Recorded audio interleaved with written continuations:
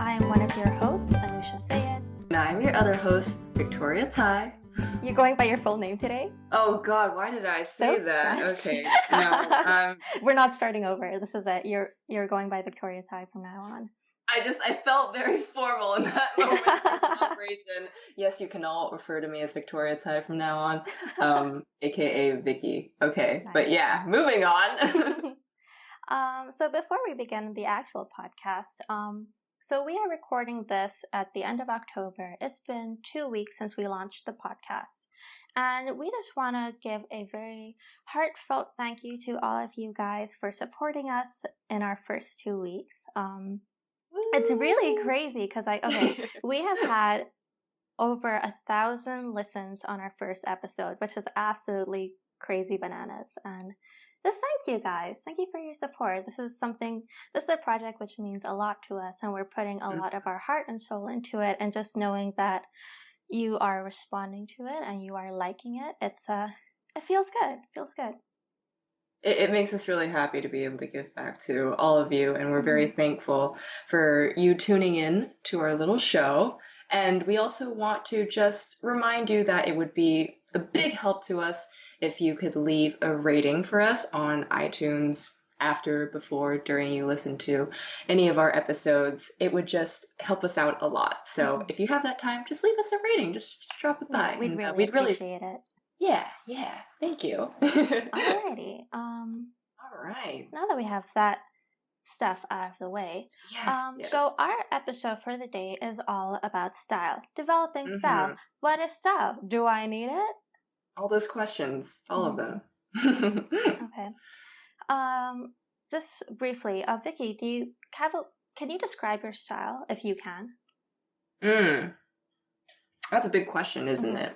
I'm just curious to find out what you think of it.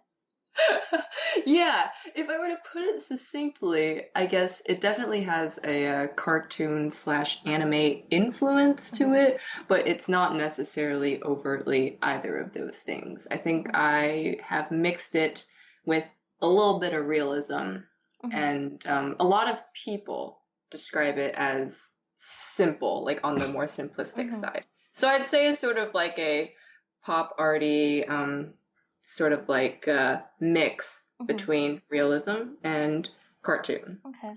That was so hard. If you look back at your work from like a year ago, would you say your style is the same? No. Okay. Actually, it's something that has always weirded me out a lot. When I look back at like my sketchbooks from a year ago, I'm like, dang, like this wasn't even that long ago, but like it's already so starkly different from what I'm working on today. And it's always kind of like a strange feeling because you don't expect your style to change, that quickly. But when you're not really like paying attention to it, it does its own thing and it changes. Yeah. That's just what it does. Yeah.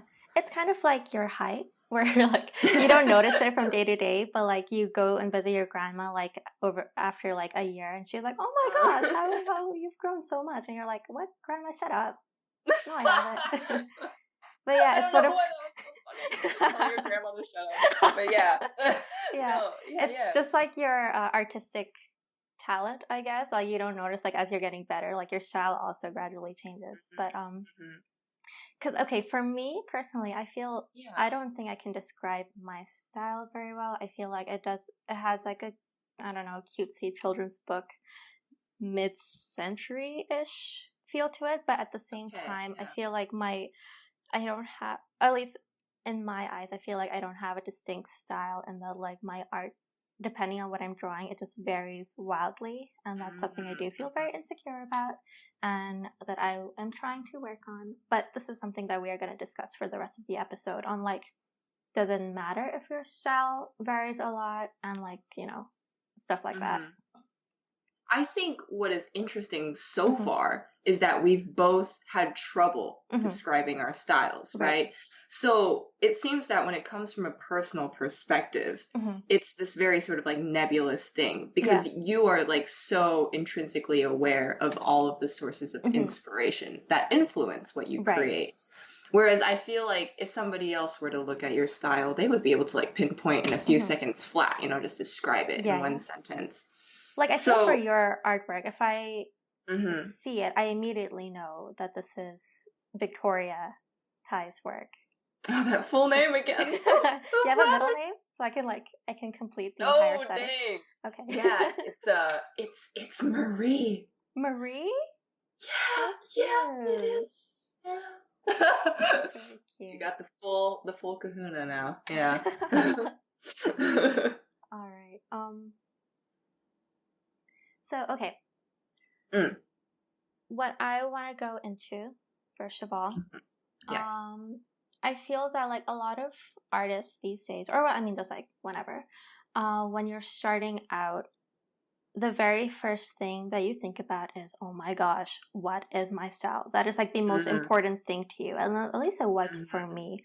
And I'd be like really insecure about, okay, like from one drawing to another, like the style is changing, or that like it looks too much like another artist's work that I like. And this is like me back like 14, 15 years old. But here's the thing, guys, forget about it. At this point, when you're starting out, like your style absolutely does not matter. What matters is your foundations. You gotta, as like people say, like you gotta learn the rules before you break them.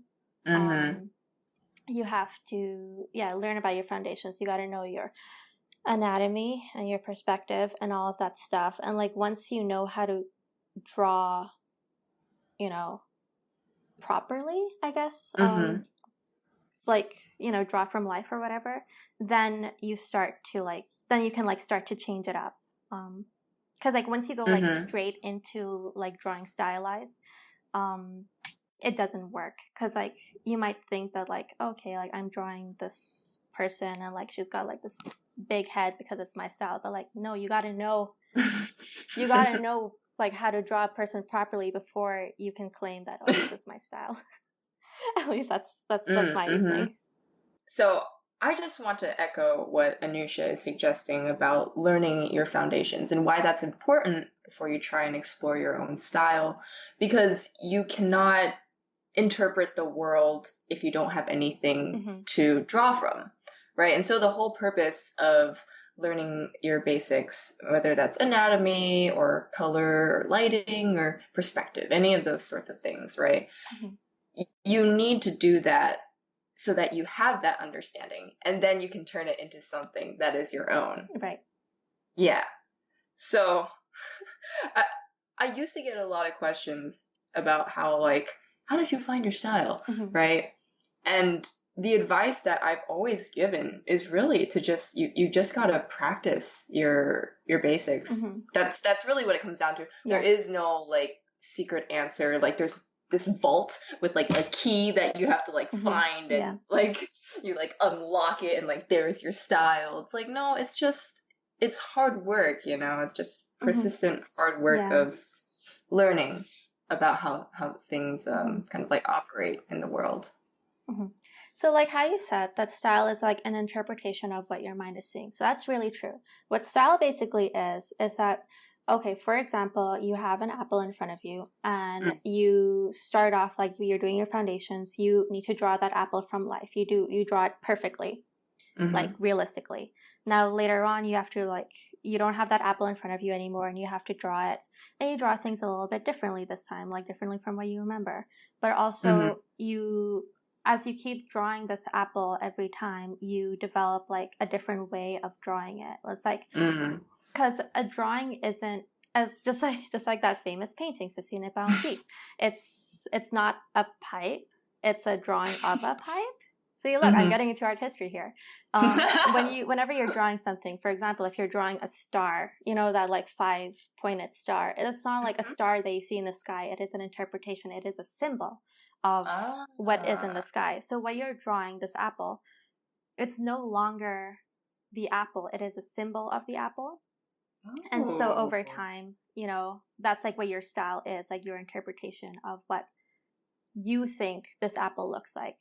So apart from this apple, now you are drawing people, you're drawing cars, you're drawing landscapes, and it's all what your interpretation is of that. Mm-hmm. Yeah. You bringing up all this like symbolism kind of thing is giving me these heavy like John Berger like ways of seeing vibes, and I I'm don't know who like, that is. it's taken me back to like art history 101. But yeah, that's, oh my gosh, that's so true, and that's almost like something that I've kind of like forgotten about or haven't thought about in a while, which is that something as quintessential as a drawing of the star, the five-pointed star, that in itself is an interpretation of Or what like a a star heart. looks like. Like the Yeah, Valentine's yeah, heart. exactly. And like something as simple as that is, can be interpreted in a more simplified way. Mm-hmm. Oh my God, that's so interesting. I don't know. I'm having like a slight epiphany right now from you like bringing up all of this. So it's just like, it's like blowing my mind in a very interesting Always kind of happy to way. help. I have a question for you, Anoosha. Have you perhaps, ever felt like pressured to develop a style? Yeah, I think so. Mostly, again, this is like when I was starting out. And you do see everyone, all of your friends, people online, and they do have like these amazing, very unique styles. And then I'm just like, okay, I don't have a clear style. And like you feel kind of pressured to like go into that straight forth. But again, like we said, don't brush into it. But also, when it comes to working with clients and stuff, I do feel like most clients do prefer finding people with a more unique style. And like if you feel like you have something that feels very very not to say cliche, but something that's like that a lot of people have, then like you don't stick out from the crowd as much. So like you do have this pressure of like, no, I want to look different from everyone else. And yeah, that's something that I feel like I do am struggling with, because I do feel like my style isn't as unique as I would like it to be. Yeah. What about you?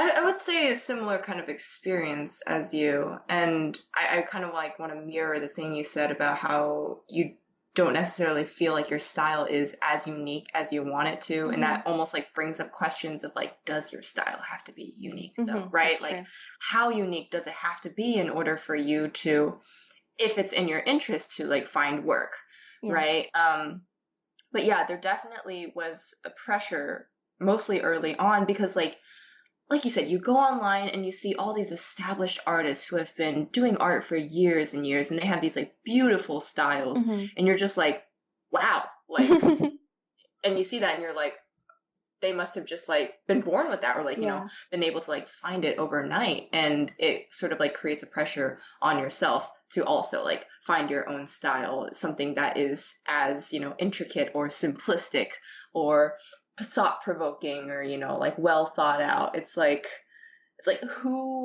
what is my voice, how do I separate myself among all these different people? And I think that can create a sort of like internal pressure for somebody to just like develop something on the spot. But I really do like keep coming back to that message of what you're saying, is that like you really don't need to rush it at the end of the day, because like when you boil it down to the question of like, what is art and like why do we make art, and it's like, I would say primarily for enjoyment, right? Like when you're a kid, you're not thinking about like, wow, how many prints can I sell at this artist alley? Like, am I going to be able to make this into a book or something like that? You're not thinking about like profit margins or anything like that. You're making it because it makes you happy and you enjoy it. And I, more and more, like as I get older, like that's something that I'm coming back to. It's something that I'm like realizing again, and I'm sort of like trying to find the joy again in art. And I've been like reading sort of like the thoughts of a lot of more older artists or professional artists who perhaps are a little bit more jaded because they spent so much time in the industry, and they're like, I just don't enjoy art the same way anymore. It really is just a job. It's a way for me to make a living. But I want to try and keep that almost like childlike fascination with sure. art for as long as I possibly can, I mean, right? that's Because why we got into art in the first place, because like we are lucky enough to have landed a dream job of like being able to, we're doing what we love, and that is we're making money from it. And to have, it would be really sad if like at one point in our career we find out that like we don't find enjoyment in this thing that we used to love at one point, and we're just doing it as an ends to a means of like just getting that cash money. Yeah. But yeah, for our sake, I hope we keep enjoying what we do. Certainly. And I at the same time, I also think it's totally okay for art to become, something else in your life and throughout your life. Right. And, it's certainly different for every person. But in my own experience, I do want to keep it as a form of self-expression and something that I feel happy to come back to, rather than something that I feel like is a chore. Because I feel like at that point, it really sort of takes away any sort of the intrinsic motivation that you may have to improve or to really work on your style. Because at that point, you're just going through the motions. You're not really like putting your thoughts and your imagination into it. Like when I'm like my most relaxed, and like that's when I get the most experimental, and that's how like my style evolves, and that's how I explore and get better. No, totally. Same here. I've actually experienced this very slightly with the Inktober challenge in October. It's that like I think around like halfway through, I was starting to feel stale. That's the best way I can describe it. I was like, damn, I'm just drawing the same thing over and over again, and I've sort of like lost my inspiration or my motivation to try and bring some new ideas to the table. And so my artwork just became very repetitive, sort of like of the motions, and it made me really unhappy. And it was the first time during that challenge that I had ever come close to feeling burnt out, because I was just relying on something, right? I was thinking like, oh, this is my style, and all I have to do is sort of like, like copy and paste it. Yeah, you've like put yourself into like a box of like with certain rules. Exactly. And it's like when it comes down to it, it's like art is really just a way for you to express yourself. And if that style isn't suiting you any longer, if you feel like it isn't representing who you are, then like it's okay to let that change. It's okay to let that evolve. And in fact, it's important to do that, because that allows you to keep that spark and keep it from becoming something that is just routine.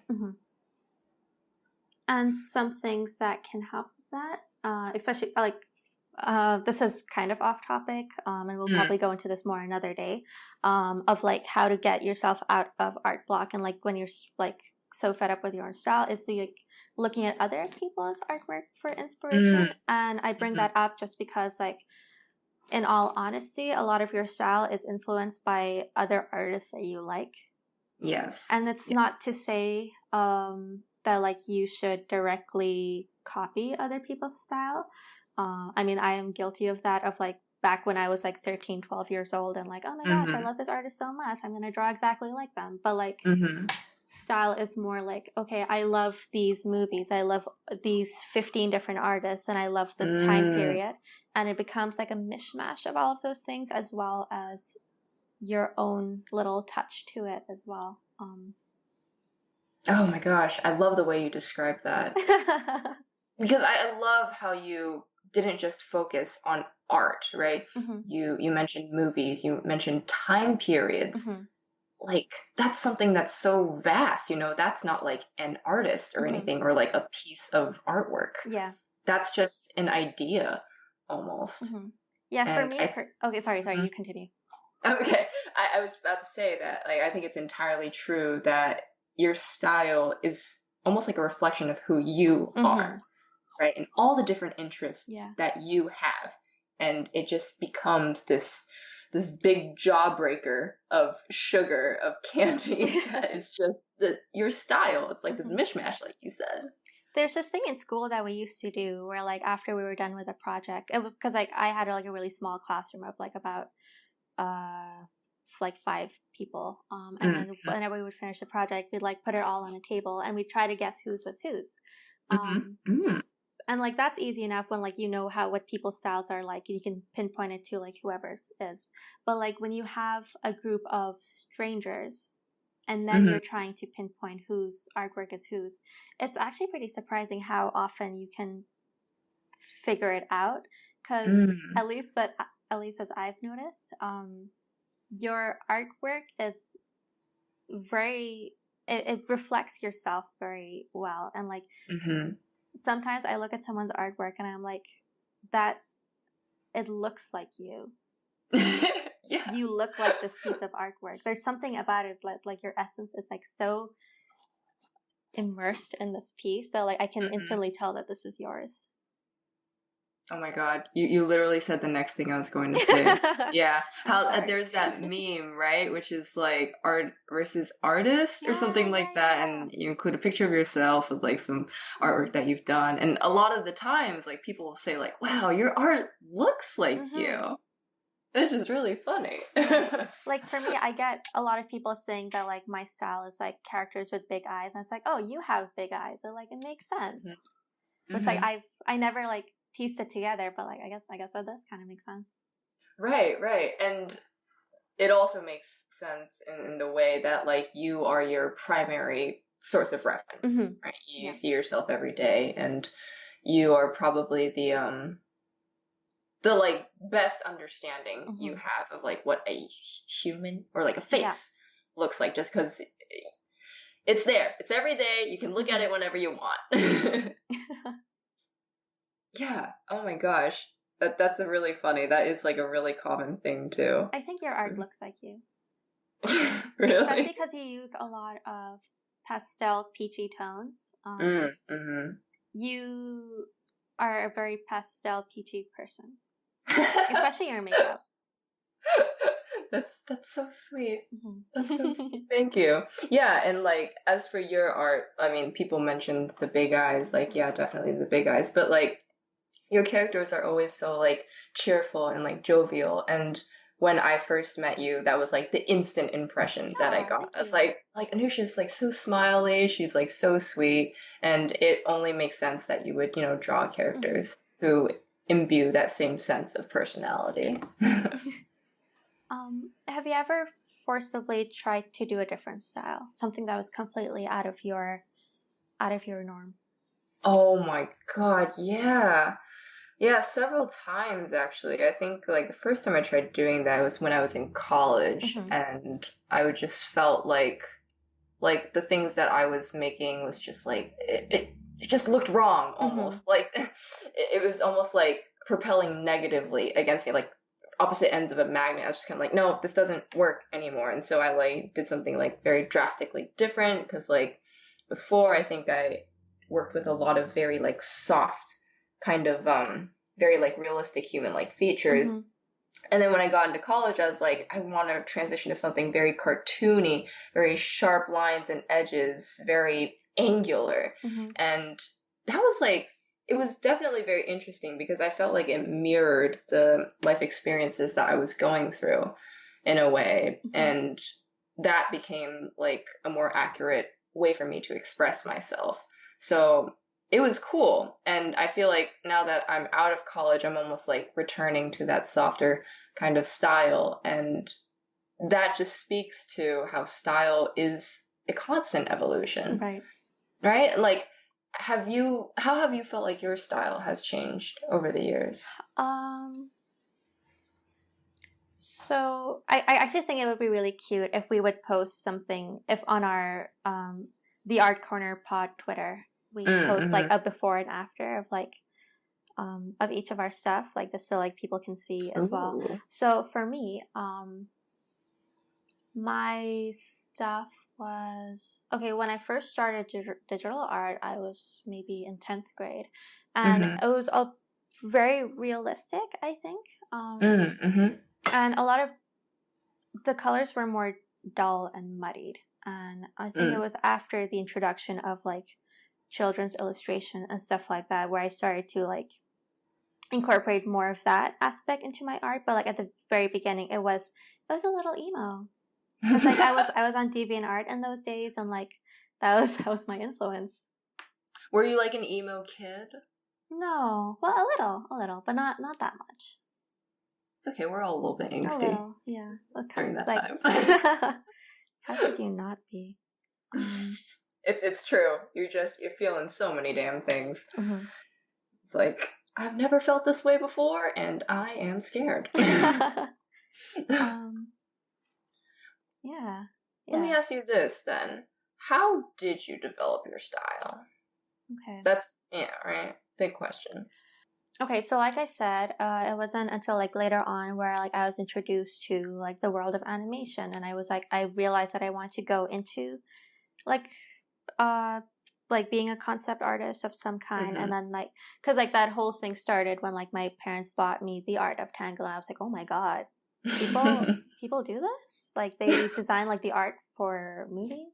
And just looking at all the artwork really inspired me, and like I got like really into that kind of style of like a more Disney-ish kind of thing, I guess. Yeah. And that's how like a lot of people start off, I guess. But then when I did my bachelor's in illustration, that's when I got introduced to like illustration and stuff. And with the introduction of Pinterest, like I became obsessed with and like movies and stuff, I became obsessed with the aesthetic of the 1950s and 60s, the whole mid-century, but mostly I think it's called futurism, where like that aesthetic of like sci-fi, or like what the future would look like as imagined by people in the 50s. So like a very the Jetsons, World of Tomorrow kind of feel.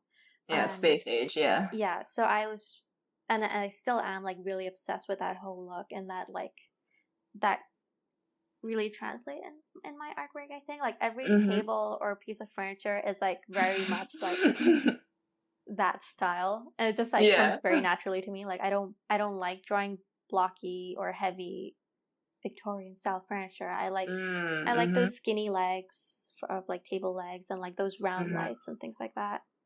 I don't know. I find it.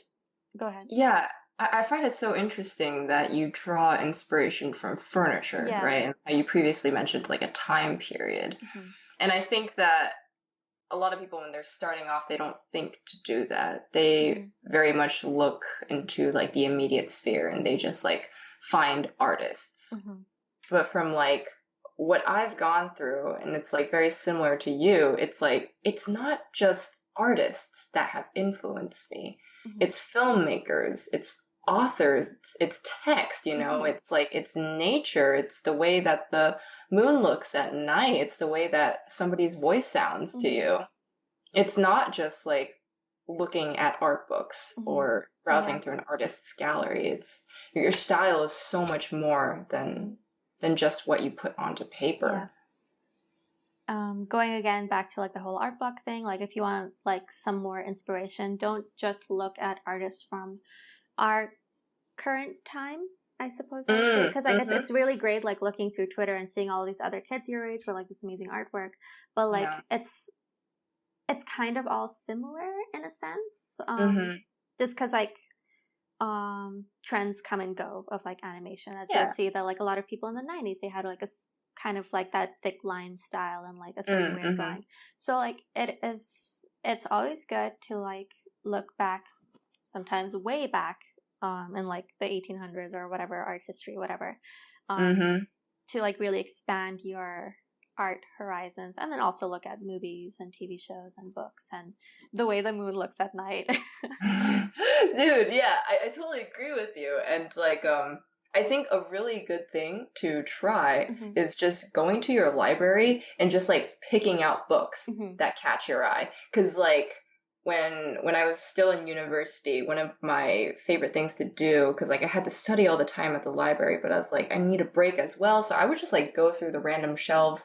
I'd go through like the history books, I'd go through like the architecture books, and like just like random like movies and stuff like that. And I just like look through all those different sources, and you really find like, so surprisingly enough, you find things that you enjoy from all those different sections, parts of life.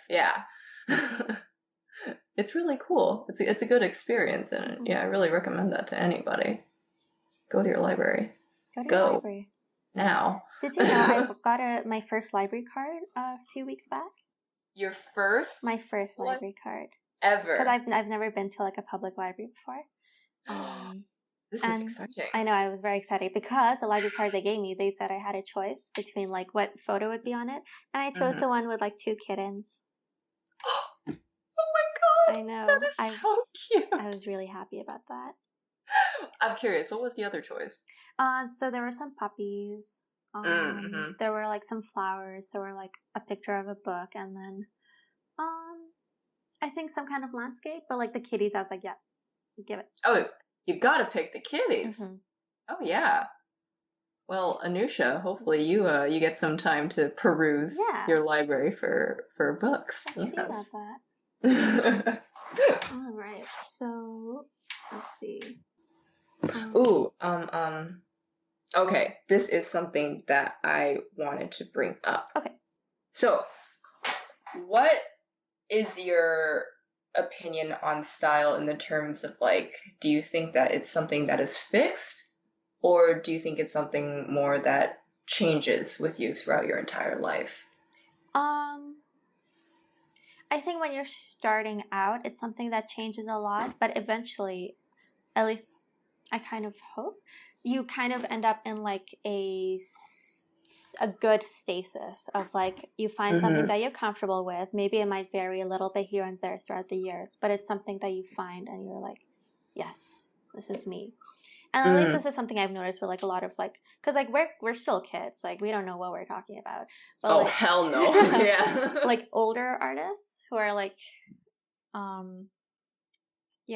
more established, like in their like 50s or whatever, and like, at least I look at like their history of work, and like for the past like 20-30 years, like their style has mostly been the same. And that's something that I'd like to achieve eventually. Some style where like, okay, this is it, this is me, this is my comfort zone. This is me in my pajamas on a Sunday.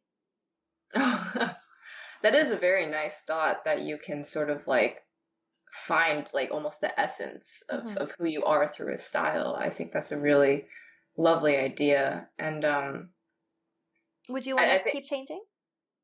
I think that that's a lot of work. That definitely requires a lot of self-reflection and experimentation and a lot of time. Yeah. Honestly, it's not easy to like completely revamp your style, like even every few years or so, because like after a while you're just kind of like, who am I then? Like what represents me? But I do think that there's truth in understanding the thought that like it's okay to change your style, and just because, you know, it's like evolving even like early on, right, or especially early on, it doesn't mean that like you're doing something wrong or like you're late to the game or like anything like that. I think it's completely natural for your style to develop as long as it needs to, right? And this is solely speaking from a very like personal kind of perspective, right? I'm not talking about like work that you do for clients or anything like that, because that is a different story. But and we'll get into that soon. We will get into that, but like I think it's important to remember that like on a very personal level, you can experiment with your style however you want to. That's for you. That's not for anybody else to tell you what it should look like or what it has to look like. Just keep that for yourself, and that's fine. You're allowed to have that. Yeah. I was fortunate enough in high school where it was very open, and like they encourage a lot of self-expression and like changing around. So I had felt that like I had I had found my style. This is what I wanted to do. And my teachers were always nagging at me. They're like, Anoosha, why don't you do something different? Like stop drawing on your tablet. Stop doing like your little cutesy style and like try something different. And like me back then, I was like, no, I don't want to do that. I'm good at what I do. I like what I'm doing. I don't want to change.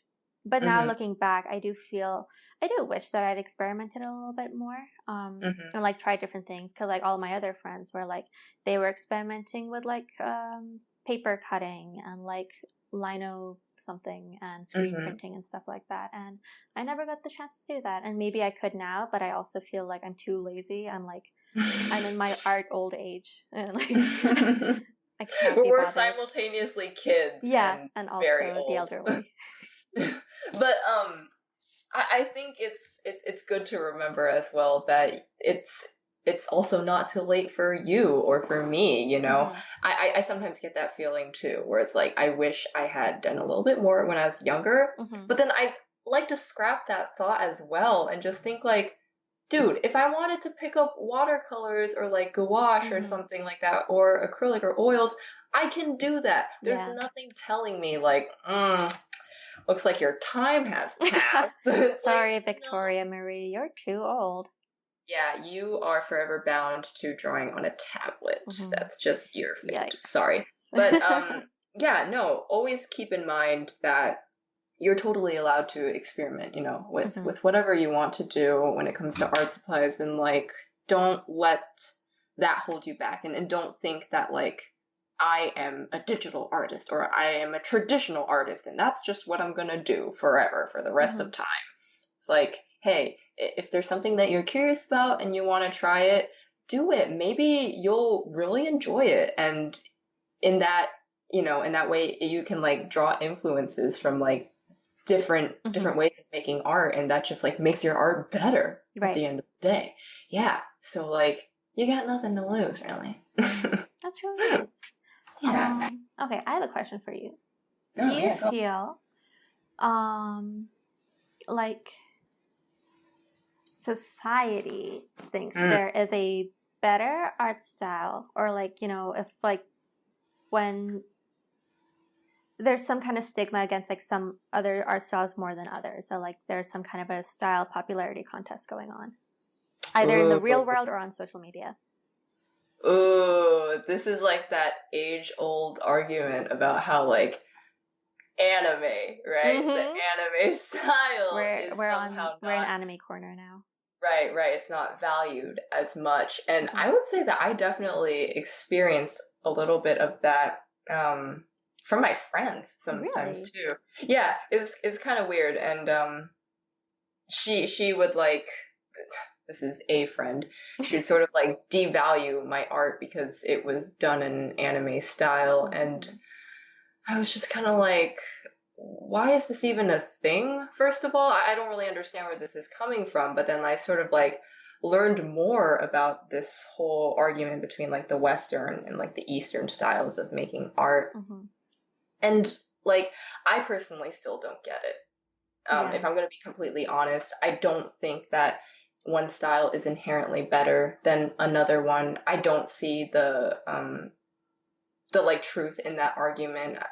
It's like, it's so subjective, right? I think when it comes to things that are subjective, it's like, how can you find like actual truth, like absolute truth in that? Okay, but in terms of like how people perceive it, then that's an entirely different story, because I do think that there definitely is some bias and a style that like people generally prefer. I do think that Western styles of comic art or animation art are more respected or just valued higher than anime. I think like Disney is sort of touted as like the ultimate that you can aspire to when it comes to creating like Western styled comic art. But at the same time, it's also kind of ridiculed when people are like, oh, you have a Disney style? Right. And then like when you look at it from that perspective, it's like, oh, you're not drawing in like realism or anything like that, or you can't like paint with oil painting. And it's just like, wow, like what is good enough? Everyone likes to one up each other. It's like, oh, you're drawing realism? Well, I'm over here drawing abstract. Get on my level. And it's like, oh, you're drawing abstract? Like, I just work with my mind. I like telekinesis, and I just like put it into your brain. And it's like, what? Nice. What is happening? Yeah. So, I think this a lot of the stigma against anime or like manga or just Eastern style art is that it is, people consider it as it's a little bit more stylized than other art, and like it's a bit more simplified, and then people are like, oh, this is different, I don't like it. But then at the same time, you also have Western art, which is like, you can make the same argument against that it's also simplified. And like some people are like, oh, like anime, like it's all same face, they all look the same. But you could also, but that's like limiting yourself to like very few styles of anime, because like if you like line up a bunch of art styles from different like anime creators, like they're wildly different. And you could, and like if you're looking at some Western creators who might be also guilty of same face male comic. Stop drawing women the same. Thank you very much. Oh, good Lord. Oh, God. Like, I can see it in my mind. Yeah. Like, the curves of that woman, the bust size, like, the bust to hip ratio, the long-ass legs. I can see it. Yeah. Because it's all they ever draw. Just change the hair. That's good enough, right? Oh, yeah. Maybe the eye color. I don't know. If you really want to go crazy, right? Yeah. And, you know, that's not to devalue the time that they've spent practicing their craft or anything. Yeah. But it's like, how can you say that one style is better than the other when they're both literally making the same quote-unquote art mistakes, if you really want to do that for the sake of argument. Just, I just don't really think it's entirely valid. And on the other end of the spectrum, you've gotten the whole, like, oh yeah, well, Miyazaki just does the same faces over and over again, too. And, I mean, to that, it's just kind of like, well, your beloved Western cartoons do the same thing, too.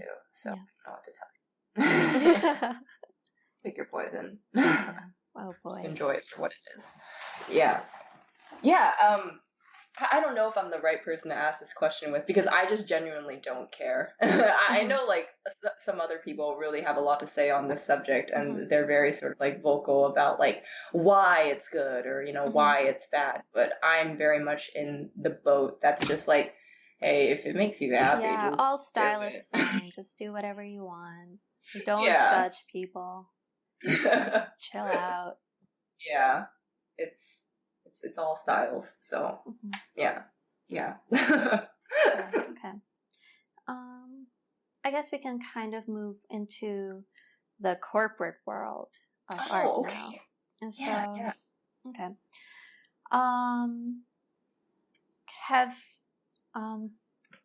What do you think about like artists? Because like, okay, I actually asked a question over on Twitter, and like people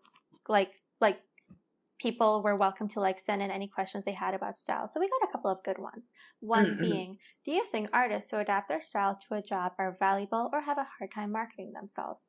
Which I think was a really good question. Thanks, buddy. Thanks, buddy. I forgot your name, but thanks, buddy. You know who you are. Yes. It almost sounds like a threat. You know who you are. You know who you are. But yeah, thank you for sending in your question. Yeah, what do you think, Anoosha? So this is a question that I know a lot of art directors get, of like, okay, is it better to have like one consistent style in your portfolio or to have like a bunch of different ones? I think, and like art directors all say different things, because like one, it's like, okay, if you have like a consistent style, then like, you know that like they have, they're consistent, they know how to, that's like what they do. They're not going to mess anything up. But like also at the same time, having like different styles is good, because you will get more clients, in the sense like, okay, you have one client who is looking for a cartoony style, but here's another one who's looking for something more editorial. And so you get like a broader range of people. Yes. So both are valid. If you can do more styles, all the power to you. Just make sure that in your portfolio you have different sections, because you don't want them all jumbled up on one page and getting clients over in there being like, I'm confused. I don't know what's going on here. That's definitely the last thing that you want. Don't make people who are looking at your portfolio work too hard. You essentially want to make it very easy for them to understand what is going on. Otherwise, it becomes too much brain work, and then it's kind of like, it's not really worth it. Exactly. So simplicity is key when it comes to organizing work. And I think I think it's a good point that you bring up how like you can get more job offers, right? Or from like different types of clients if you show that you can work in different styles.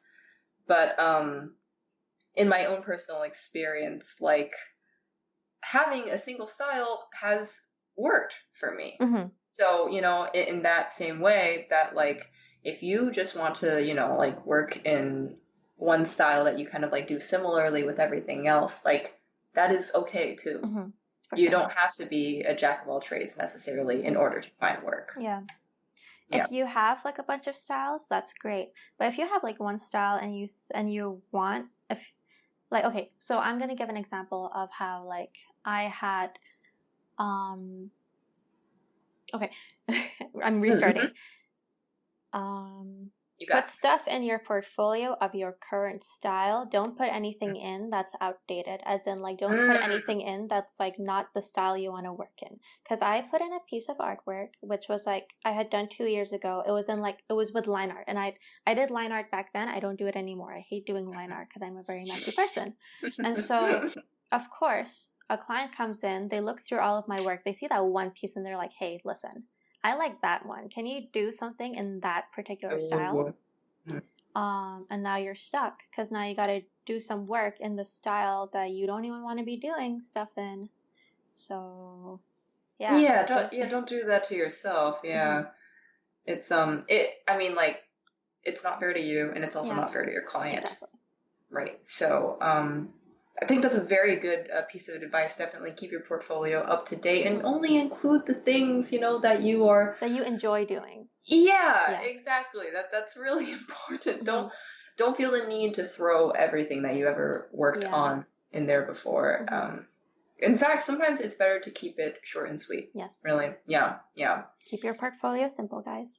Yeah, I think that's what we like keep coming back to almost. It's like it's better to keep it succinct and understandable. Yeah. Have you ever had to adapt your style for a particular project? Yeah, nothing too out of the box or anything like that, but there have been like some slight tweaks that clients have requested, and I was definitely kind of like, oh, well, you've seen my work and you know it's not really like that, but you know, like, okay. And I think like over time, I've definitely gotten better at deciding which clients that I should like make a business agreement with, because like I don't want to give people bad work, right? And so like if they're asking me for like detailed architecture or like super intense like mechs or anything like that, it's just kind of like, hey, I gotta be honest with you, I'm not the best person for this job. And you know, you just move on to the next one. Ooh, how about I ask you one of these questions that somebody has sent in? Okay, so let's see.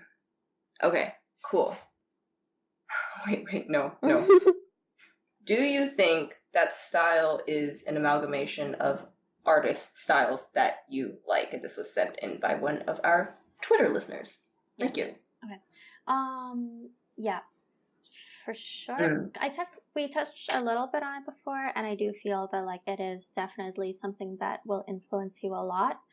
When you see another person's stuff, like I'm sure you might have seen that kind of artist meme where like you make like a huge grid of all of your artist influences. Yeah. Yes. I did one of those way back when. That's pretty cool. Oh, I'd love to see it. I might have deleted it. Or like, okay, new one. Or if you have a Pinterest, for example, and like you keep a collection of artwork that you like. This is like inspiration, like, oh, I like the style, but like if you, at least I think that like if you look through mine, you kind of get like a gist of like, if I combine all of these together, you're gonna get this person's style. What do you think? I agree with you. There's nothing more to it. Like I just agree with you, and I think that's like a very good way to approach it, because rather than just relying on a single artist to draw inspiration from, it's good to look to multiple artists and from that to create your own voice out of those things. And like one way that I've sort of like approached that is like I'll see one artist and I'll think, what is it like that I like about this essentially? Is it the lines? Is it the colors? Then I'll look to the other artists and I'll be like, oh, maybe it's the way that they make shapes, right? And then you sort of like do that for like a whole bunch of different artists. And like from those different elements, you like create your own sort of like Frankenstein of an art style from all those different things. And that ends up becoming a unique thing. And yeah, that's like just that. like okay. Yeah. Okay. I want to briefly touch up on some animation talk. So, okay, for those of you guys who are interested in like working in character design, you should know that there are usually like two different style aspects that you might be working as. So one is that like if you're a character designer, they bring you in specifically for your style, or like character design or location designer or whatever the heck. And they're like, okay, we want to see this character in your specific style, and you go crazy doing whatever you want. The other option, which is like more common, which is how like you are brought in to be a character designer or whatever, you have to adapt to the style of that show, which is and I've done both. When I worked on Dot, it was there was like a style of the book that like the show was based on, and like I had to like recreate that and do all the props and the characters and stuff within that style. And so thankfully like my style is not too far off from it, so like I was okay. But then I know other people like they have to like adapt quite a lot, and so that is a good trait to have if like you want to go into character design or whatever the heck, being able to adapt your style, especially if you want to stay on model and stuff, which I'm really bad at. Yeah, I think that's the only thing that I want to bring up, that like sometimes it's good to be able to adapt your style and like mimic other people's stuff, because it can get you design jobs. Right. And this is new to me as well, because I haven't had that kind of experience before. It's interesting that there's value both in having your own style and also to be able to mimic another style. Right. I think that it's so interesting how like different it is when it comes to like personal work versus client work. It's just different expectations for the work that you have to deliver, and it's good to be aware of those things. Because I'm a diva and I now refuse to work in other people's styles. I specifically like only take clients who let me like do whatever I want. But I know like a lot of people are not able to have that option, because like you got to take whatever jobs you can or whatever.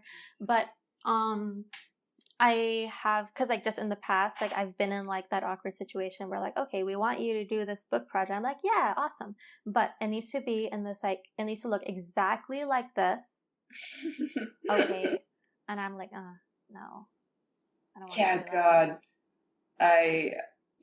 I'm like really not into that right now either. I've had a few of those experiences in the past where they're like, hey, can you work on this job? And I'm like, yeah, sounds interesting. And then they show me this picture of artwork and they're like, we want it to look like this. And I'm like, that I cannot do. No.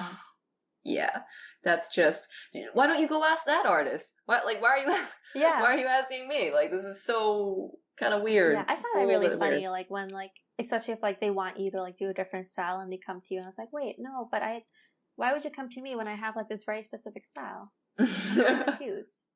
Yeah, I think there needs to be like a better understanding among like art directors, right? And for them to like understand the protocol of when like how to approach artists. There's not a lot that you can gain from approaching an artist to do work whose style is entirely different from the one that you're looking for. Even if you like their work on their own, if it's not a good fit, then like you gotta recognize that. Yeah. And you have to do a little more digging to find someone who is, better suited for that job. For sure. Just putting that out there. Because like that it shouldn't just be on the artists to sort of like field all of that. There's got to be like some some knowledge, you know, among like art directors. It's like you gotta know who to pick. It'll save you time. Thank you for listening to The Art Corner. You can follow us on Twitter and Instagram at The Art Corner Pod, or send us any questions or comments at theartcornerpodcast@gmail.com. You can also find all of our episodes on workbook.com/artcorner. Our theme music was made by the amazing Louis Zong, and you can follow him at EverydayLouis. You can also follow Anoosha on Twitter at Foxville_art and follow Vicki at Vicki Tsai. Please review and subscribe to our podcast. We'd greatly appreciate it. Thanks again, and see you next time.